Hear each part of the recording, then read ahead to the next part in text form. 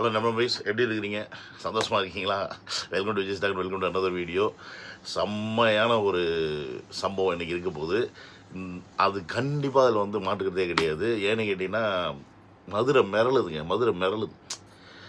அதாவது விக்கிரவாண்டி மாநாட்டுக்கு first time போடும்போது ஒரு மிகப்பெரிய ஆர்வத்தில் எல்லோரும் வந்திருக்காங்க அப்படின்ற மாதிரி சொன்னாலும், பட் இந்த மதுரை மாநாட்டுக்கு இவ்வளோ கூட்டம் வந்துடவே கூடாதுன்னு ஏகப்பட்ட சதியை போட்டிருந்தாங்க நம்மளை ஆள்பவர்கள். பஸ்ஸை விட மாட்டேன்ட்டாங்க, ரோடை விட மாட்டேன், ரோடை வந்து தோண்டி போட்டுட்டாங்க. 10 எல்லா புக் பண்ணி வச்ச பஸ்ஸு கொடுக்கல. ஏகப்பட்ட சிக்கல் பண்ணாங்க. அது எல்லாத்தையும் நம்ம பார்த்துட்டு தான் இருந்தோம். ஏன்னா நம்ம பசங்களே பார்த்திங்கன்னா மதுரைக்கு போயிட்டு மாநாட்டுக்கு வந்திருக்கோன்னு சொன்னால் ரூமெல்லாம் கொடுக்க மாட்டேன்ட்டாங்க. அந்த அளவுக்கு வந்து அவ்வளோ டார்ச்சர் கொடுத்தோம். இன்றைக்கி பார்த்திங்கன்னா மிரளுதுங்க, மிரளுது. அவ்வளோ பேரும் அந்த அந்த மாநாட்டு திடல். ஆக்சுவலி இது வந்து பார்த்திங்கன்னா 250 ஏக்கரில் மாநாடு நடக்குது. போன வாட்டி வந்து 80 ஏக்கரில் தான் நடந்துச்சு. இது வந்து 3 மடங்கு, 80 + 250 வச்சுன்னா 3 மடங்கு பெருசு. அவ்வளோ பேரும் அந்த மாநாட்டு திடலுக்குள்ளே வந்து சேரணும் அப்படின்றதுக்காக மெனக்கெடுறாங்க. எந்த அளவுக்கு மெனக்கணும் அந்த அளவுக்கு மெனக்கெட்டு இருக்காங்க. ஏகப்பட்ட இடங்களில் பார்த்தீங்கன்னா பிளாக் பண்ணி வச்சுட்டாங்க. போலீஸ்காரன் வந்து விட மாட்டேங்கிறாங்க, பாஸ் கேட்குறாங்க, பாஸ் கொடுக்க மாட்டேன்றாங்க, ஃபோட்டோ கேட்குறாங்க, அது இதுன்னு ஏகப்பட்ட ப்ரூஃப் கேட்குறாங்க அப்படின்னு சொல்லி பசங்களாம் வீடியோ போட்டுகிட்டே இருக்காங்க. ஏண்டா அவங்க மாநாட்டுக்கு தான் போகிறாங்கன்னு உங்களுக்கு தெரியும், அப்போ எதுக்குடா பாஸ்லாம் கேட்குறீங்க, ஏன்டா இப்படி பண்ணுறீங்க அப்படின்னு தான் நமக்கு கேட்க தோணுது. விடுங்களேன், உங்களுக்கு தான் மேலே இருந்து ஆர்டர் போட்டாங்க, சரி நீங்கள் வந்து ஃபாலோ பண்ணுறீங்க, ஒத்துக்குறோம். அவங்கள விட நீங்கள் ஏன்டா இவ்வளோ சின்சியராக ஃபாலோ பண்ணுறீங்க, அதுதான் நமக்கு புரிய மாட்டேங்குது. விடுங்க, விட்டு ஒரு இன்றைக்கி மாநாடு வந்தாச்சு. நேற்று வரைக்கும் நீங்கள் முடிஞ்ச எல்லாத்தையும் ஃபாலோ பண்ணீங்க. இன்றைக்கி வந்து ஒரு மாற்றம் வரட்டும்னா அதில் எல்லாருமே பங்கு எடுத்துக்கங்க. ஐயோ, போலீஸ்காரங்க சேர்த்து தான் சொல்கிறேன், நீங்களும் பங்கு எடுத்துக்கங்க. உங்களுக்கு நாளைக்கு ஒரு சேஞ்சஸ் வரலாம்ல. இதே ஆட்கள் இதே கூட்டத்தோடையே நீங்கள் வாழ்ந்துட்டுருக்கீங்களே. உங்களுக்கு மேலதிக சொல்கிறாங்க, சொல்லிட்டு போட்டோம். சொன்ன வரைக்கும் சரி, பாதி பேரை பிடிங்க, பாதி பேரை விட்டுங்க. அந்தளவுக்கு என்ன சொல்கிறதுன்னு புரியல. அதாவது பார்த்திங்கன்னா ஏகப்பட்ட சம்பவங்கள் வந்து மாநாட்டுக்குள்ளே நடக்குது. ஆனால் அந்த மாநாட்டில் எவ்வளோ நல்ல விஷயங்கள் இருக்கோ அதெல்லாம் விட்டுட்டாங்க. இந்த எச்சனாய் இருக்கும் பாருங்கள், யாரை சொல்கிறேன் தெரியுதா, மஞ்சப்பொடி. அது வெறும் போஸ்ட்டாக எடுத்து போட்டுட்டு இருக்குது. இந்த இடத்துல இது சரியில்லை, அந்த இடத்துல அது சரியில்லை அப்படின்னு. அதோட இப்போ சில கேமராமேன்ஸு இந்த முக்தார் போல எல்லாம் பார்த்தீங்கன்னு வச்சுக்கோங்க, உள்ளே போய் உதவாயிட்டு வரான். அதெல்லாம் நம்ம நாளைக்கு உட்காந்து பார்ப்போம் என்ன மாதிரியான சம்பவங்கள்லாம் நடந்துச்சு அப்படின்னு.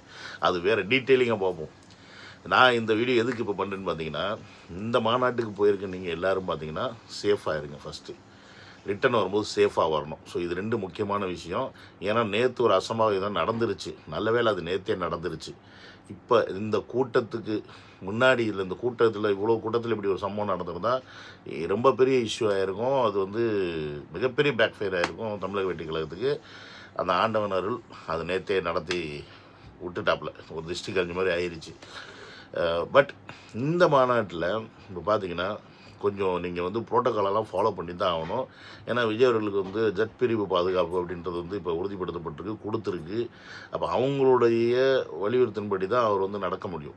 அதுக்கேற்ற மாதிரி தான் அவர் வந்து போவார். ஸோ அந்த ரேம்ப் வாக்கில் நடக்கும்போது நீங்கள் தவிக்கிட்டு போகிறது இதெல்லாம் பண்ணாதீங்க. ஸோ ஆனால் நீங்கள் அதெல்லாம் பண்ணுவீங்கன்னு தெரிஞ்சு நம்ம பசங்க எப்படா அவங்களை கண்ட்ரோல் பண்ணுறதுன்னு தெரியாமல் அந்த கம்பியிலலாம் கிரீஸ் தடவுறாங்க. அந்த கம்பியிலலாம் கிரீஸ் தடவை அந்த அளவுக்கு நீங்கள் பண்ணுவீங்க அப்படின்னு தெரியுது. ஏன்னா புரியுது, நம்ம அந்த ஆர்வம் தான். ஏன்னா ஒவ்வொருத்தருடைய பேட்டியிலையும் பார்க்கும்போது பார்த்திங்கன்னா, நாங்கள் நேற்று நைட்டே வந்துட்டோம், எங்கள் கடவுளை பார்க்க வந்திருக்கோம், எங்கள் தெய்வத்தை பார்க்க வந்திருக்கோம், அவரை பார்த்தா மட்டும் போதும்னு. இந்த மாதிரி அன்பெல்லாம் எத்தனை பேருக்கு கிடைக்கும்? அதனால தாங்க வயிற்றுச்சல் எல்லாருக்குமே. அந்த வயிற்றுச்சல் தான் இன்றைக்கி அவன் காண்டில் சுற்றுறான். சீமான்லாம் பார்த்து ஏதோ ஒரு ஏர்போர்ட்டுக்கு போகிற வரையும் எங்கே போகிற மாதிரி தெரில, அந்த ஆள் பிடிச்சி பேட்டி எடுக்கிறாங்க. அவன் லாஸ்ட்டாக ஏதோ சொல்லிட்டு கடுப்பில் போகிறாயா, அவன் கடுப்பு செம்ம கடுப்பு. ஐயோ காண்டாவது. இப்போ அவர் வந்து இங்கேருந்து அங்கே போயிட்டார், காங்கிரஸுக்கு போயிட்டார். காங்கிரஸ் வந்து விஜய் கேட்பாரா, காங்கிரஸ் எதிர்ப்பாரா? இங்கே மட்டும் மன்னராட்சி மக்களாட்சின்னு சொல்கிறப்பல இப்போ காங்கிரஸை மட்டும் பார்த்தீங்களா கொத்தடிமை எங்கே அப்படியே ஜாயிண்ட் அடிக்குது, டிஎம்கேக்கு ஜாயிண்ட் அடிக்குது. அதோட காணொலி நாளைக்கு மாட்டோம், அதை எடுத்து வச்சு செய்வோம். அது மாதிரி ஏகப்பட்ட பேர் வயிற்றுச்சலில் இருக்கிறாங்க. ஆனால் இப்போயும் பார்த்தீங்கன்னா மீடியாவில் உட்காந்து என்ன பேசிகிட்டு இருப்பாங்கன்னா, இதெல்லாம் ஓட்டாக மாறுமா, இதெல்லாம் வந்து இதுவாக மாறுமா? டேய் கலிசட பயிலுங்களா, ஒருத்தருக்காக ஒரு நாள் ஃபுல்லாக காத்து கிடக்குறாங்க. தம்மா துண்டு பட்டன் ட்ரங்க் நமைக்க மாட்டாங்களான்னு கேட்டால் பதில் இல்லை அவங்ககிட்ட. ஸோ அந்த லட்சணத்தில் தான் இவங்களுடைய பரப்புரையெல்லாம் இருக்குது. ஒரு வயலையும் காணும். சோஷியல் மீடியா திறந்தோன்னு வச்சுங்களேன், பார்த்தா இவங்களாம் இருப்பாங்க. கொத்தடி மீசு போஸ்ட்டு வரும், இந்த பக்கம் பார்த்தீங்கன்னா ஆமாம் கொஞ்சம் போஸ்ட்டாக கிடக்கும்.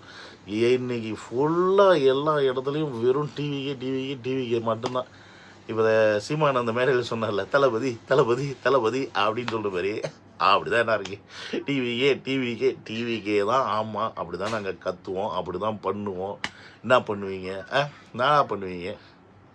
ஏன்னா இவங்கள்ட்ட ஒரு அளவுக்கு மேலே நம்ம வந்து விளக்கிட்டுலாம் இருக்க முடியாது.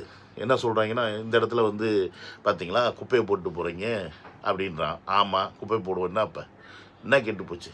இன்னொருத்தன் பார்த்தீங்கன்னா அந்த இடத்துல ஒரு 2 பேர் சரக்கு அடிக்கிறாங்களாம். அதை எடுத்து போட்டு சாட்டை பார்த்து டிவிக்கே தொண்டர்கள் தண்ணி அடிக்கிறாங்க. ஏன்டா டிவிக்கே தொண்டர்கள் தண்ணி அடிக்க மாட்டாங்கன்னு வந்துட்டு யாராவது சொன்னாங்களா? 1.5 கோடி பேர் இருக்கான், 1.5 கோடி பேர் தண்ணி அடிக்க மாட்டாங்கன்னு யாராவது சொன்னாங்களா?